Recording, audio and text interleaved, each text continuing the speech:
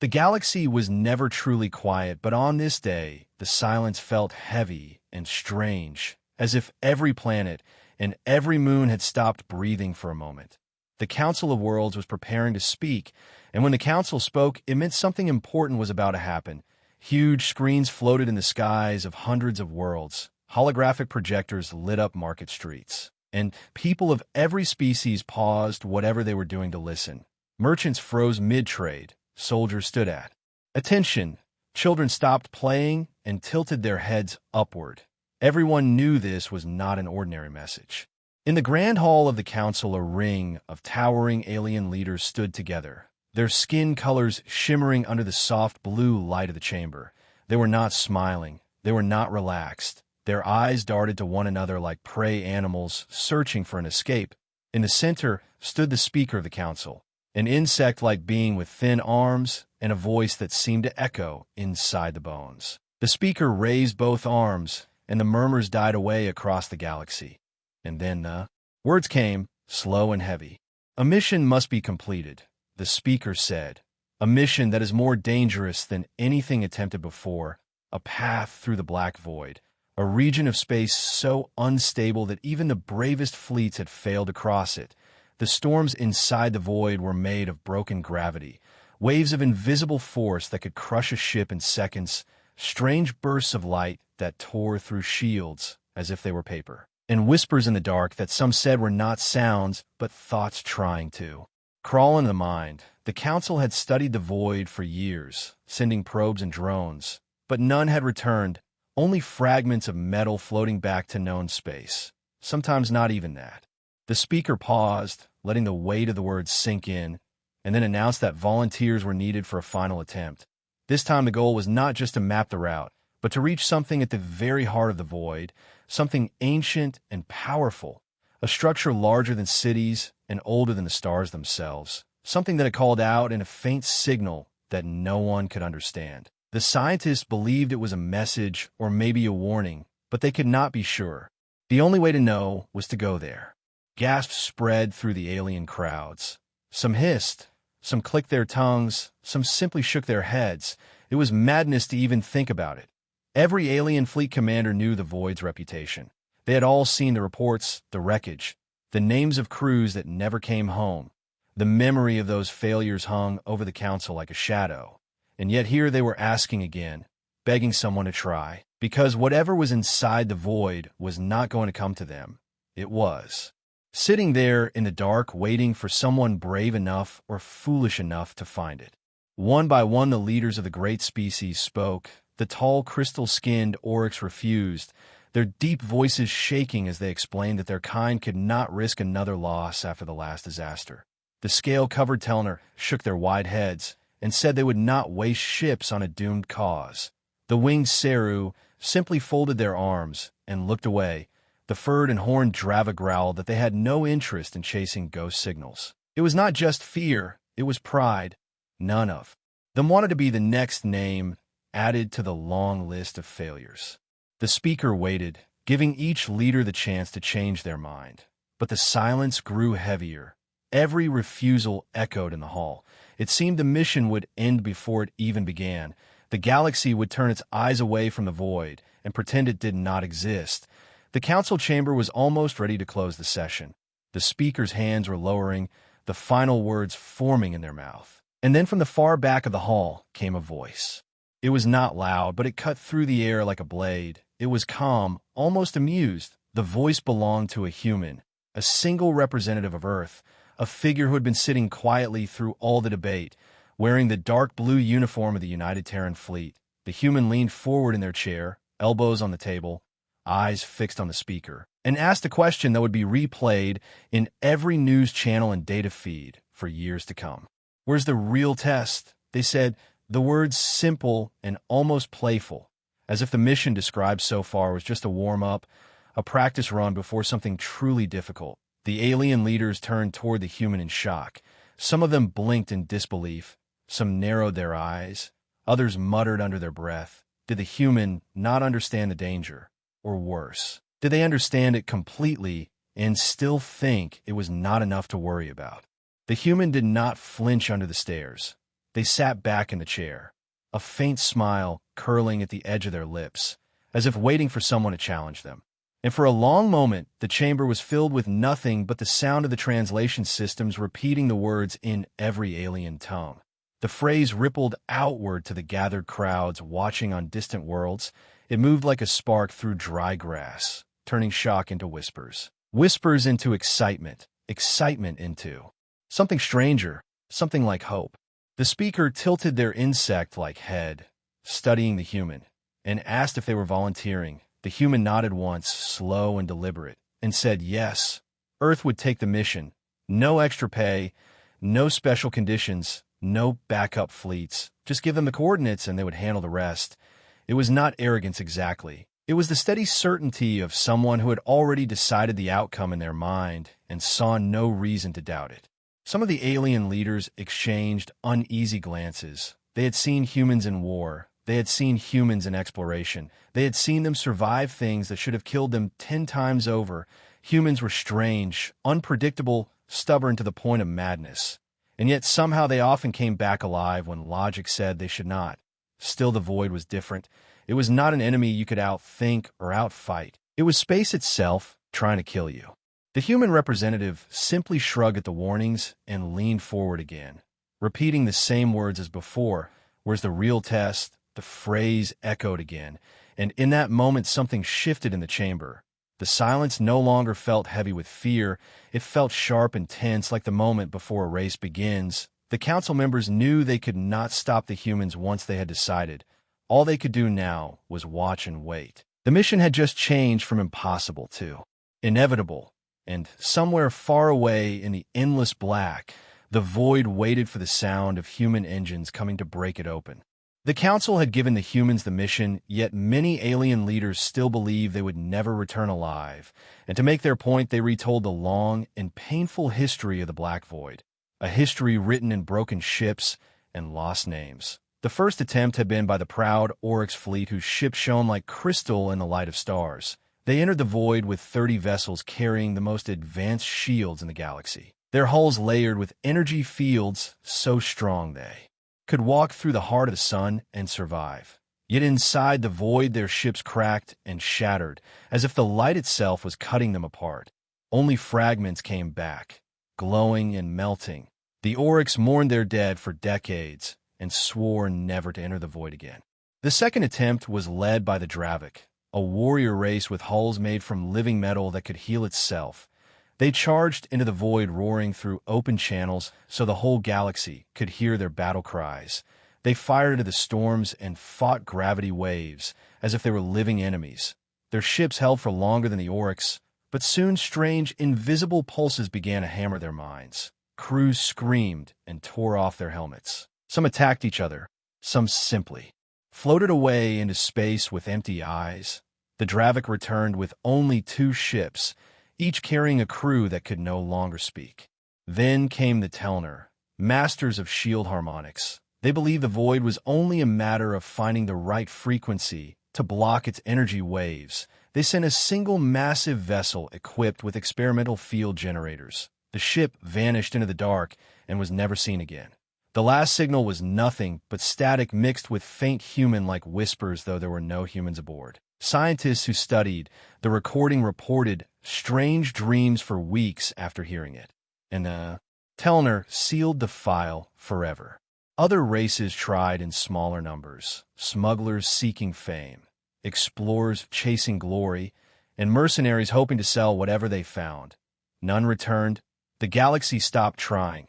The void was no longer seen as a place to explore, but as a graveyard that swallowed all who entered. Charts began to mark it with warning symbols. Ships detoured light years around it, and entire sectors were abandoned because they were too close to its shifting edges. In the council chamber, the alien leaders listed these failures as if they were reading a warning sign carved in fire. They hoped the humans would listen and turn away, but the humans listened quietly without interrupting, their expressions unreadable. Some of the alien commanders grew frustrated and raised their voices, telling them that this was not a fight they could win, that bravery would mean nothing against the void, that the void did not care about courage. The humans simply nodded. politely, as if they were hearing weather reports. It was Captain Riley who finally spoke, her voice carrying across the chamber without need for amplification. She thanked the Council for the history lesson. She said that the failures of the past were not reasons to avoid the mission, but reasons to study it harder. She asked for every scrap of data from every lost attempt, every sensor reading, every fragment of wreckage. She wanted to see it all. She wanted her engineers to eat and sleep with the data until they understood the void better than anyone else. This sudden hunger for information made the alien leaders exchange wary glances. It was clear that the humans were already planning not just how to enter the void, but how to come back from it. The Speaker of the Council hesitated before agreeing to release the data. It was considered dangerous information. Some believed that even studying the patterns of the void for too long could cause madness. But the humans insisted. They argued that their minds were already adapted to chaos, that their species had survived on a world that tried to kill them in 100 different ways every day, from storms to predators to diseases. They were born into danger and raised in it. The void was simply another kind of wilderness to them. Over the following days, the humans set up in a secure wing of the Council archives. Their scientists worked alongside alien researchers who could not hide their curiosity. The humans read through reports that described ships being crushed by invisible hands, hulls melting into liquid metal, and entire crews vanishing without leaving bodies or even escape pods. They examined maps that shifted with each recording, as if the void itself was moving like a living creature. Riley listened to every distorted signal that had been sent back, sometimes sitting alone with the recordings for hours. Her crew worried, but she waved them off with a tired grin. The more they learned, the more determined they became. The human engineers began to redesign their ship piece by piece, adding layers of shield harmonics stolen from Telna research, weaving in self-healing alloys inspired by Dravik vessels, and building backup systems inside backup systems so that even if half the ship died, the other half could still limp forward. They created a new kind of sensor that could read space itself like a living map, adjusting in real time to the shifting storms.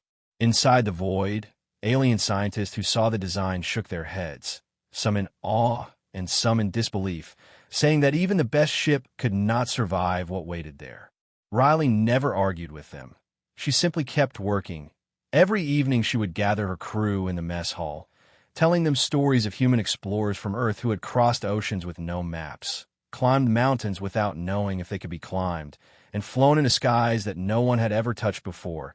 She told them about the Apollo missions and the deep-sea dives, about the explorers who had vanished but left behind trails for others to follow.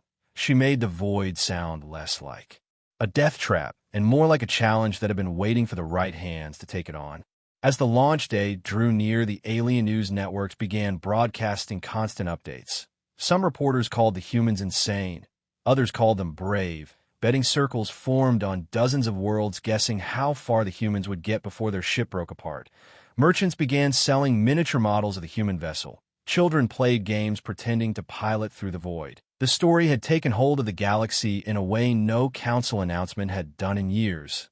Everyone wanted to see if the humans would fall like the rest, or if somehow they would break the pattern.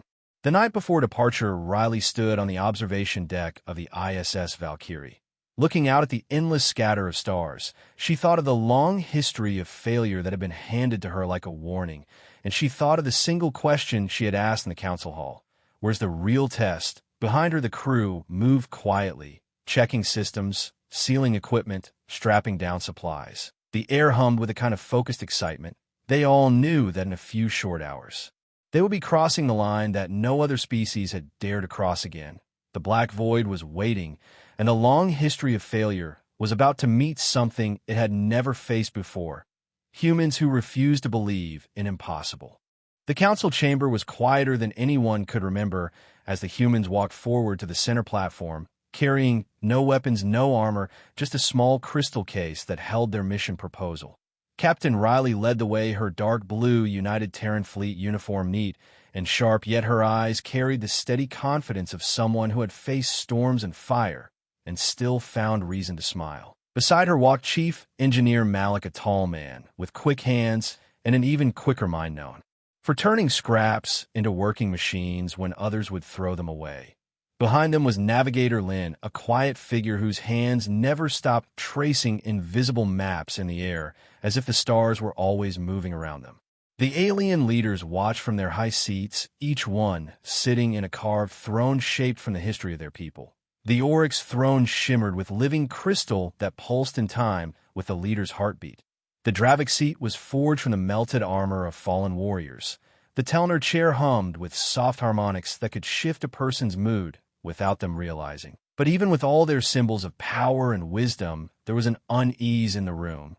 None of them wanted to hear what the humans had to say, yet none could stop themselves from listening. Riley stepped onto the central speaking circle, and the translation systems hummed to life. Her voice rang out clear and steady across the chamber and into the ears of every being tuned in across the galaxy. She began by thanking the Council for trusting humans with the mission. Her words calm, but carrying a weight that made even the most skeptical listeners lean closer. She spoke not of glory or conquest, but of duty, of how humanity had always believed that if something could be reached, then it should be reached. Not because it was easy or safe, but because it was there, and because turning away from it would leave the question unanswered forever. She then placed the crystal case on the pedestal in the center. Inside was a miniature model of the ISS Valkyrie, sleek and dark with curved armor plates and reinforced hull sections layered like muscle under skin. Riley explained how they had rebuilt the ship using everything learned from the past failures of others: shield harmonics from the Telner, self-healing alloys from the Dravik, adaptive navigation systems based on Ceru storm flight patterns, even experimental gravity stabilizers. Originally meant for mining black hole debris, every system had backups, and every backup had a backup hidden inside. No single failure would end their mission. The ship could take wounds and keep moving. The Oryx leader raised a hand, interrupting her, and asked why humans were so certain they could survive when everyone else had failed. Riley answered with no hesitation, "Because we do not expect the void to be anything but hostile, and we will treat it as such." She explained that humans would not simply charge forward as the Dravik had done, nor would they try to outthink the void with perfect calculations like the Telner. Instead, they would adapt on the move, changing tactics with every new threat. She compared it to surviving on Earth's oceans where storms could shift in minutes, and the only way to live was to feel the rhythm of the water and move with it instead of against it. Another leader asked if humans understood what they might find at the heart of the void. Riley said they understood that they might find nothing, or something alive, or something ancient that would not want to be disturbed, but they would still go, because the alternative was to spend another 1,000 years wondering.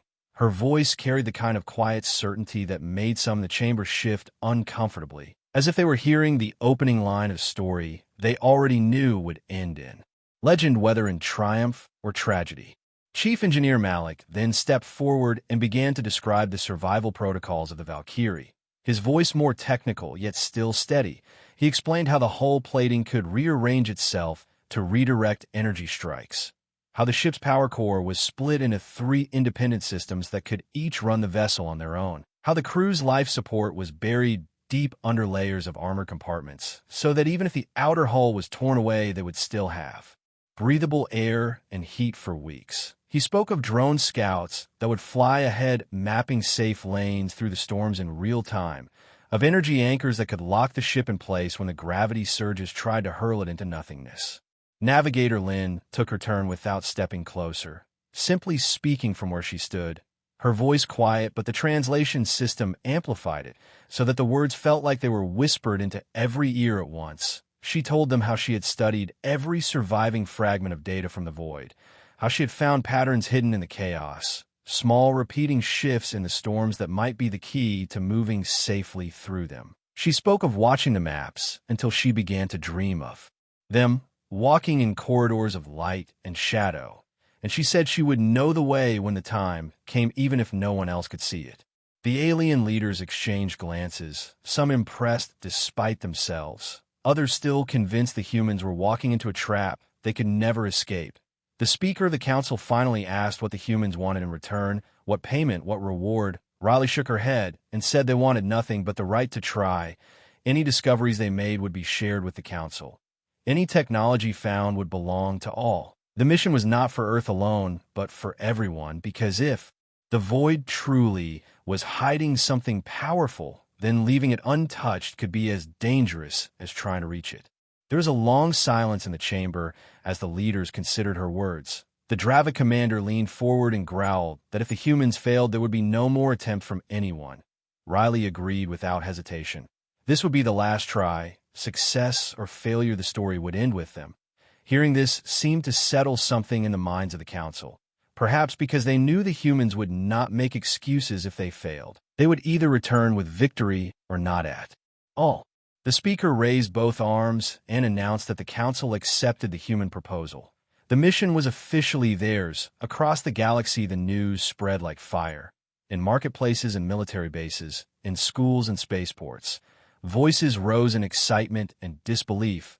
Bets doubled. Hope and fear tangled together until no one could tell which was stronger. And at the center of it all, the crew of the Valkyrie continued their preparations with the same quiet focus as before, as if the entire galaxy was not watching. That night, Riley stood once again on the observation deck of the Valkyrie, the planet below spinning slowly in the darkness.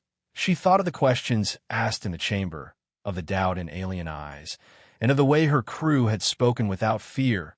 She knew they were ready, perhaps more ready than anyone had ever been for a mission like this. And she knew that the real challenge was not just surviving the void, but proving to everyone else that the impossible was only impossible until someone decided otherwise. Behind her, the hum of the engines felt like the steady heartbeat of something alive, waiting to leap into the unknown, and somewhere far away the black void seemed to stir as if it too had heard the human proposal and was ready to answer in its own way.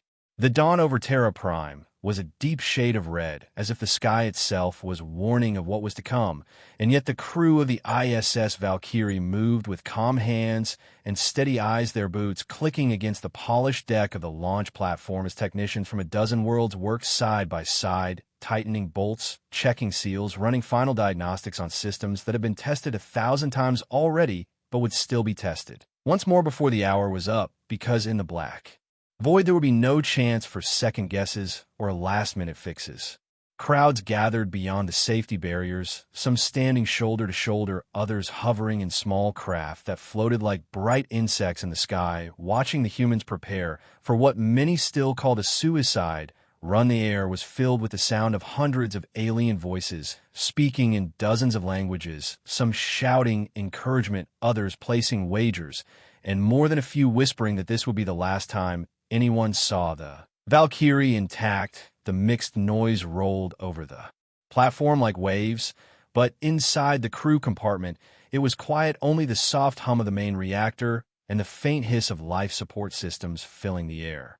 Captain Riley stood on the central walkway inside the bridge, her hands resting lightly on the edge of the navigation console. She looked at each of her crew members in turn. Malik was seated at engineering, running a silent checklist, his lips moving in unspoken counts. Lynn was bent over the main star chart, her fingers tracing a route that shimmered faintly with simulated storms and gravitational shifts. Tactical Officer Reyes adjusted the harness straps across his chest, testing the locks twice, before leaning back with eyes closed as if storing away every calm second before the chaos ahead.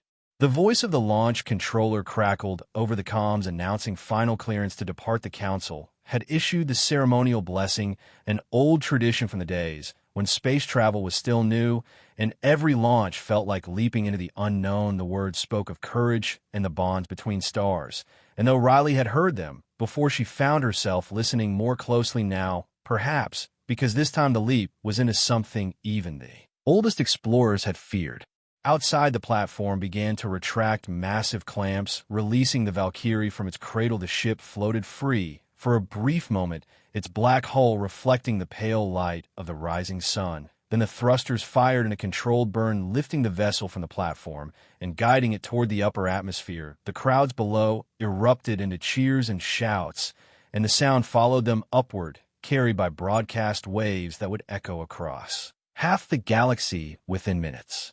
As they climbed, the blue of the sky thinned to black, and the curve of the planet fell away beneath them, revealing the first glimmer of the stars ahead. The crew watched in silence, each one knowing this would be the last time they saw home until the mission was complete or until they failed and never returned. Riley let them have that moment. She knew that once they crossed the outer marker, every second would be claimed by the void, and there would be no space left for her. Personal thoughts.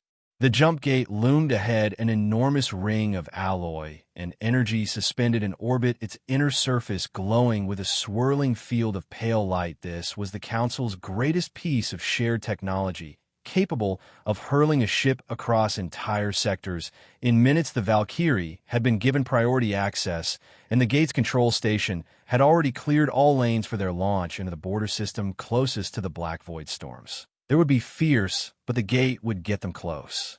Enough to begin the real journey.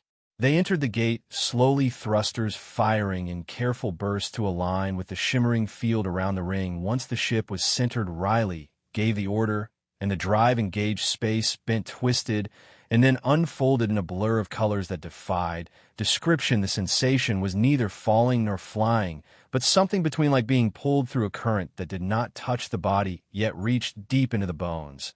And then, with a final flash, it was over, and they were somewhere else. The border system was darker than most, its sun a dying red giant that bathed the scattered planets in a dull crimson light. The crew could see the faint shimmer of the void's outer storms in the far distance, like a wall of shifting shadows and lightning too far to hear, but close enough to feel. In the pit of the stomach, Riley ordered a slow approach. She wanted the crew to feel the weight of the journey ahead, to understand that the line they were about to cross was not just a point on a map, but a threshold that once stepped over could never be undone. As they closed the distance, alien observation ships appeared on their scanners, dozens of them parked at what was considered the safe edge of the void. They had come to watch and record, some hoping to see humans succeed, others expecting them to vanish like the rest, but all unwilling to take the risk themselves. The comms filled with greetings, warnings, and offers to turn back. Riley answered each one with the same calm words of thanks, but no intention of stopping. Finally, the storms filled the forward view. Swirling clouds of darkness shot through with jagged bursts of light, each bolt twisting in impossible directions, as if space itself was folding and unfolding in a slow and endless battle. Malik reported that shield harmonics were holding and all systems were stable. Lynn confirmed the path ahead matched her simulations, though the patterns were shifting even now faster than expected. Riley gave the order to proceed, and the Valkyrie moved forward the storm, swallowing the light from the dying star behind them until there was nothing but the deep pulse of the void ahead.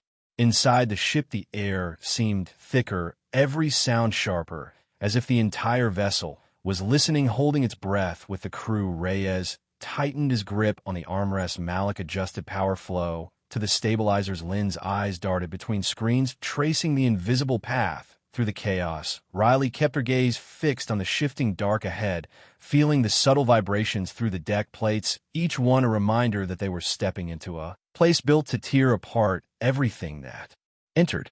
Behind them, the alien ships stayed at their safe edge, their lights fading in the storm shadows until the humans were alone. The void loomed larger, filling every window, every screen, until there was nothing else to see, and Riley felt the moment arrive when they had truly left the galaxy behind.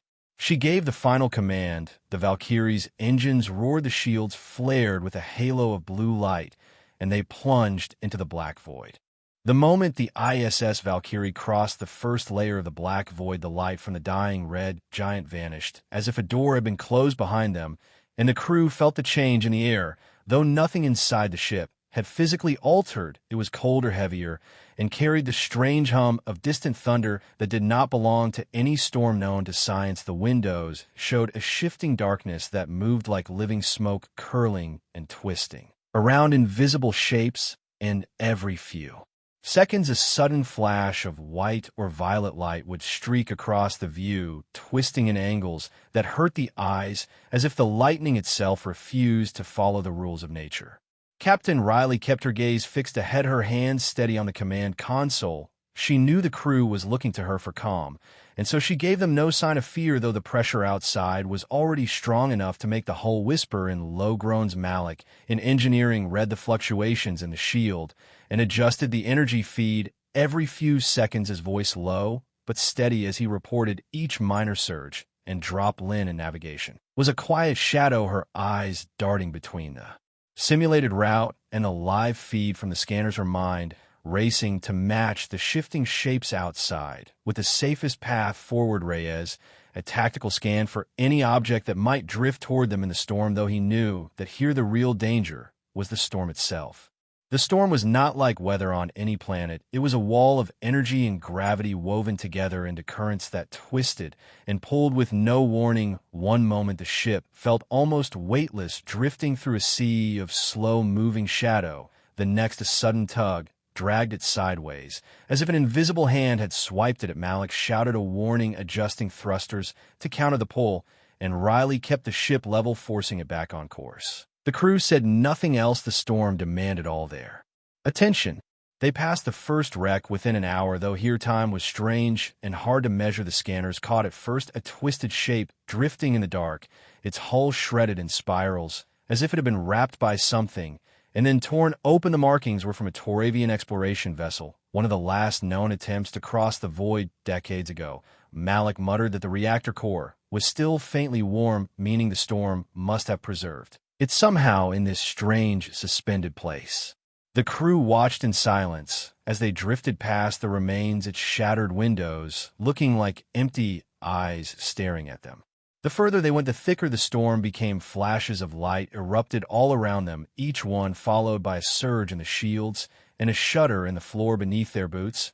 Riley called for reduced speed, knowing that faster movement here only made the turbulence worse. Lynn updated the route in real time, her hands moving in quick, precise gestures on the control panel. Reyes kept his focus on the scanners, but the constant bursts of static from the storm made it nearly impossible to see more than a few kilometers ahead. Still, he scanned over and over, as if repetition could somehow keep them safe. There were moments when the storm seemed to whisper through the hull, a deep, low vibration that rose and fell like a breath, and though no one spoke of it, every crew member heard it each time they passed through a shadow that was darker than the rest. Riley thought she saw movement within one of those deep shadows, something vast and slow that drifted just beyond the reach of the lightning, but she said nothing. Not yet. A sudden surge hit the Valkyrie hard enough to tilt the deck. Malik shouted over the comms that the starboard shields were taking heavy strain. Riley ordered power diverted from non-essential systems. The lights dimmed slightly, but the shields brightened in a halo of deep blue, and the ship pushed through the force like a swimmer, breaking a wave. For a moment, the turbulence eased, but the readings ahead showed more instability. The path was becoming less predictable. They came across the second wreck soon after. This one was larger, a transport carrier from the Zareen Confederacy. Its hull split cleanly in two, as if sliced by a giant blade. Cargo crates drifted around it, spinning slowly through the dark, some still intact, others leaking strange, shimmering gas into the storm. Lynn recorded the location for the Council archives, though they all knew it was unlikely anyone would return here to study it. The Black Void did not release its prizes. The deeper they went, the more the storm seemed to close in, until it felt as if the Valkyrie was being funneled through a narrowing tunnel of black and violet light. Riley kept the engines at a slow, steady burn. Malik fine-tuned the stabilizers every minute, and Reyes began to see strange blurs on his scanner, reading shapes that did not match any wreck or natural object. When he tried to focus, the image would smear and vanish, as if the sensors refused to record it. Hours passed, though time here was a strange thing, with no sun, no stars, and no fixed point to mark its movement. The crew worked in silent rhythm, passing each moment from one challenge to the next. The hum of the storm grew louder and the lightning more frequent, as if the void itself was aware of their presence and was deciding what to do with them. Then came the moment when the darkness ahead began to thin, just slightly revealing a faint wall of pale light far in the distance. Lynn confirmed that it was the final barrier, the last recorded point any ship had reached before vanishing without trace. The readings were unstable, but they could see that the light moved as if alive, shifting in waves and pulses across the entire width of the horizon. Malik checked every system 3 times over. Riley kept her voice steady as she told the crew to prepare for final approach. The Valkyrie moved forward through the last swirls of shadow, the storm pressing at their shields with steady force. The wrecks were gone, now replaced by empty space that felt wrong somehow, as if the void had cleared this place for a reason. Reyes kept scanning until his eyes ached. Malik reported all systems green, and Lynn called out the final coordinates for crossing the barrier. Riley gave the order engines to full power, shields at maximum hold, and the Valkyrie surged toward the wall of light. The pale glow expanded in the forward view, swallowing the darkness behind them until all they could see was the shifting living light. It shimmered with every color the crew had ever known, and many they had no name for. It pulsed in rhythm with the beating of their hearts, or perhaps their hearts had begun to follow its rhythm. The moment stretched longer and longer, the light filling everything. And then, with a soundless flash, the Valkyrie passed through. The wall of light surrounded the ISS Valkyrie like a living curtain, stretching in every direction as far as any eye or scanner could see, and it was not still for even a heartbeat. It shifted in slow ripples like waves on an unseen ocean, and at the same time, small bursts of color pulsed from deep within its surface like sparks trapped under glass. Captain Riley stood at the command console, watching the strange patterns and feeling the steady vibration in the deck under her boots. The crew moved carefully at their stations, as if afraid that a sudden sound might disturb whatever this thing was. Malik called out shield levels, holding steady, though the energy readings ahead were higher than anything they had seen in the void so far. Lynn checked the navigation display again and again, trying to find a path through, but every time she plotted a line, the data shifted, as if the barrier itself knew they were looking.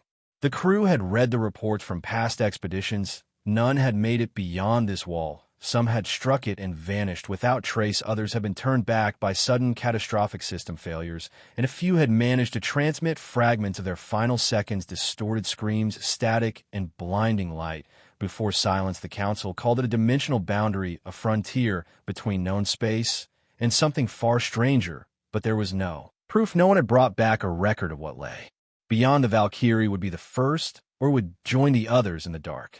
Riley ordered the ship to hold position just short of the barrier. She wanted every system at maximum readiness before they attempted to cross. Malik rerouted all non-essential power into the shields and engines. Reyes locked weapons and defensive measures in case something came through from the other side. Lynn adjusted the course one final time, her fingers moving fast over the controls like she was racing a clock. None of them could see the hum of the barrier was now audible through the hollow low, steady note that seemed to vibrate inside their bones and grow louder the longer they listened.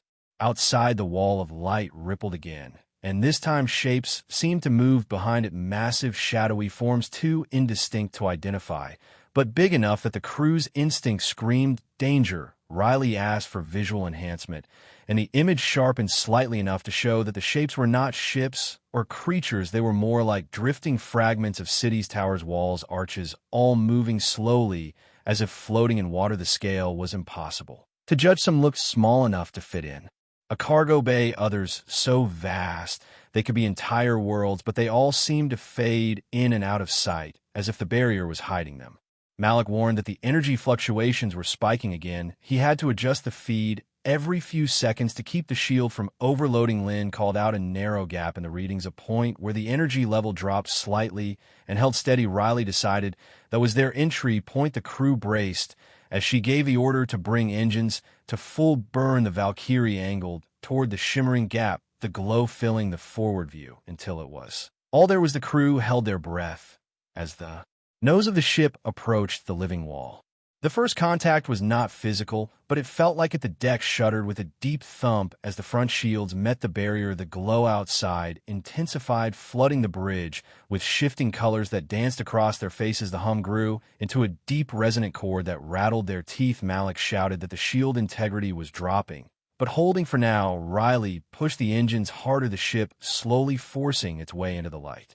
The view outside changed at once. Instead of a flat, glowing surface, there was depth layers of light folding in on themselves in endless patterns like tunnels made of liquid fire, and the Valkyrie was inside them, moving forward through spirals of color that twisted and shifted around the hull, sometimes closing in so close they seemed to scrape the ship only to pull away again, like living things testing the intruder. Reyes kept scanning, but his displays flickered with unreadable symbols and shifting numbers, as if the barrier was rewriting the data faster than the sensors could record it. Malik reported spikes in every system power temperature pressure, but none of it behaved according to any known rule.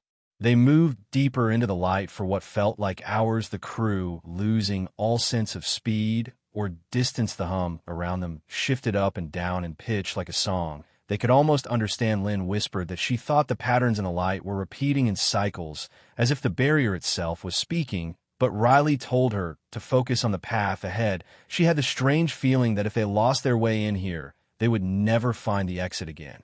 Suddenly, the light ahead changed from rippling colors to pure white, so bright it burned the eyes, even through filters. Malik yelled that they were reaching the core of the barrier, and whatever energy was here was off all known charts. Riley tightened her grip on the controls, ordered the engines to maximum, and the Valkyrie surged forward into the blinding light.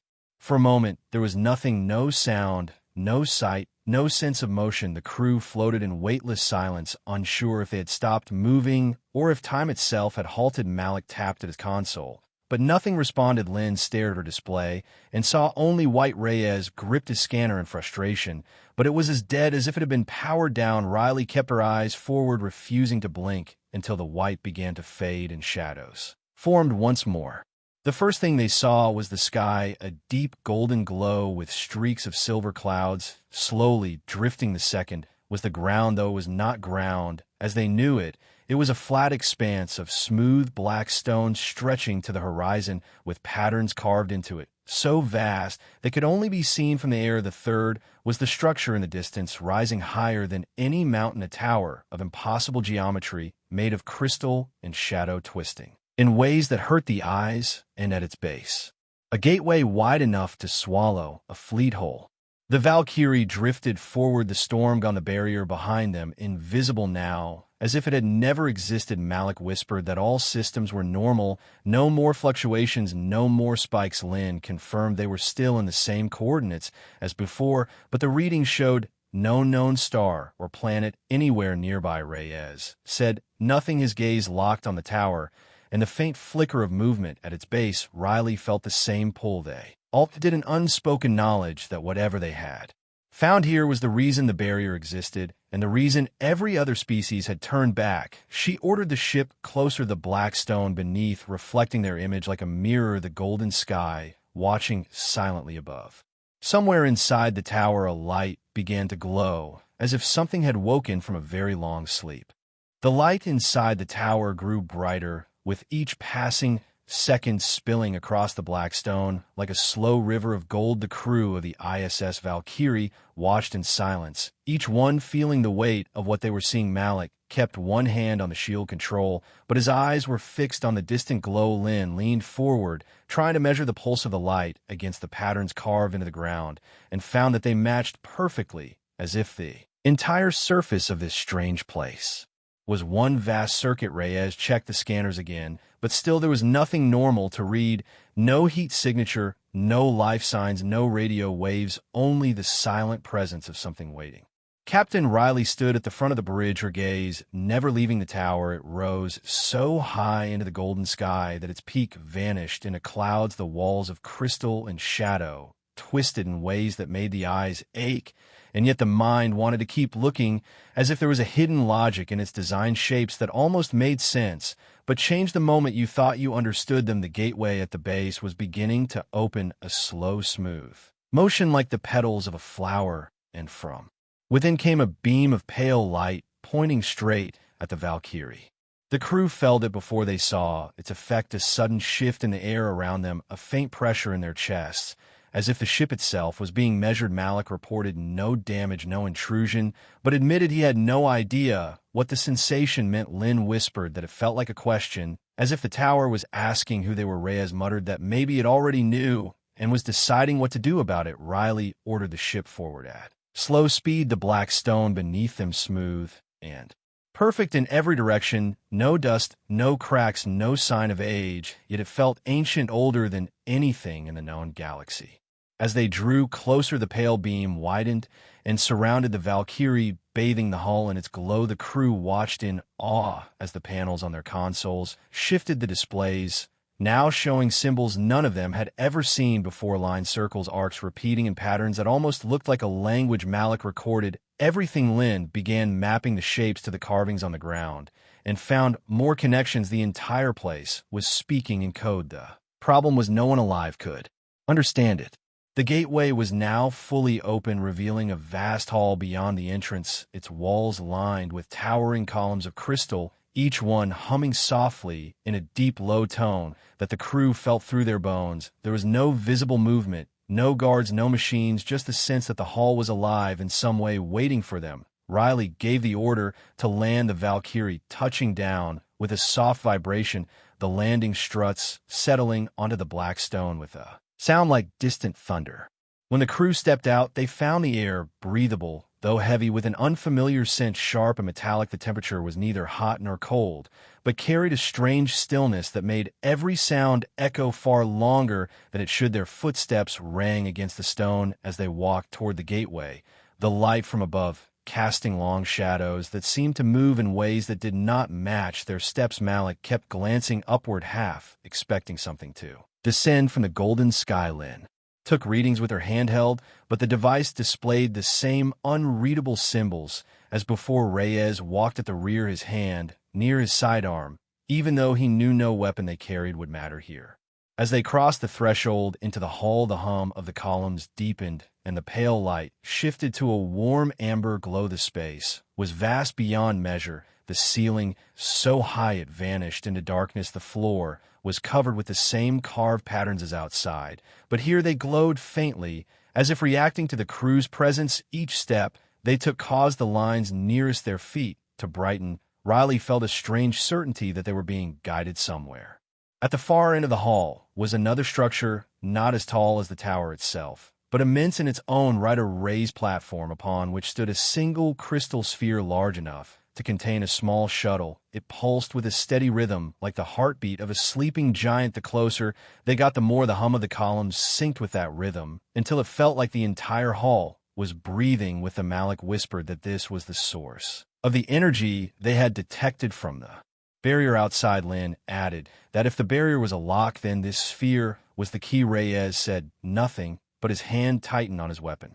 Riley stepped onto the platform, and the sphere reacted instantly. Patterns of light racing across its surface, forming the same symbols they had seen on their consoles, then shifting into shapes more familiar, star charts, lines between points, clusters marked with symbols, and then a single glowing mark far from the others. Riley recognized it as their current location, but there was something else, a second mark flashing steadily somewhere deep beyond known space. The message was clear. The tower had shown them the way to something even greater.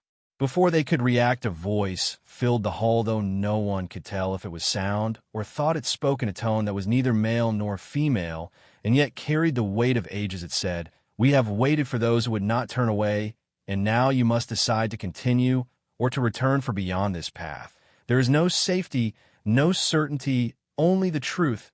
Riley felt the eyes of her crew on her. She thought of the wrecks they had passed in the void, the missions that had ended in silence, the warnings from every alien council, and she thought of the human way, the refusal to back down in the face of a challenge.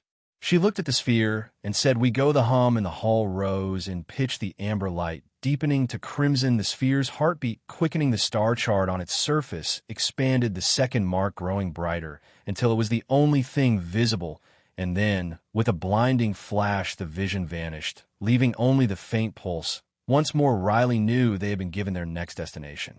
As they turned to leave the hall, the gateway began to close slowly, but without threat, like a door shutting behind a welcome guest. The columns' hum faded back to its original deep tone, the carvings on the floor dimmed, and the golden sky beyond seemed somehow calmer. The crew returned to the Valkyrie, each one carrying the silent understanding that they had crossed a line no one else in the galaxy had crossed before they lifted off the black stone, and the tower's light followed them until the barrier shimmered once more ahead. Malik asked if they would survive another crossing. Riley simply smiled and ordered full power. The Valkyrie surged toward the wall of light, ready for whatever came next.